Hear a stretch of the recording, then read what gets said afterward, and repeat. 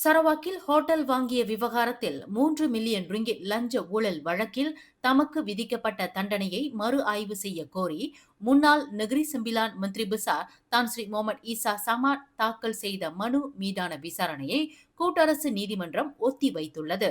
Malaya தலைமை நீதிபதி அஷிம் அம்சா தலைமையிலான மூவர் அடங்கிய நீதிபதிகள் குழுவினர் இந்த உத்தரவை பிறப்பித்துள்ளனர்.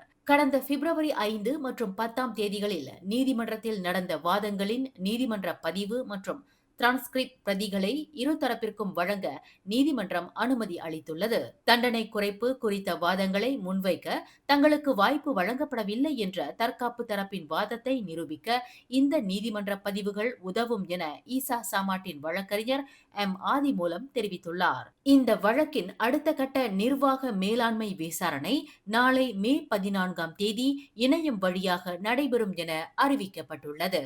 மேலும் செய்திகளை தெரிந்து கொள்ள கீழே இருக்கும் பெல் பட்டனை அழுத்துங்கள். உங்கள் மகிழ்ச்சியை வெளிப்படுத்த லைக் மற்றும் ஷேர் செய்யுங்கள். தொடர்ந்து திசைகளோடு இணைந்திருக்க சப்ஸ்கிரைப் செய்யுங்கள்.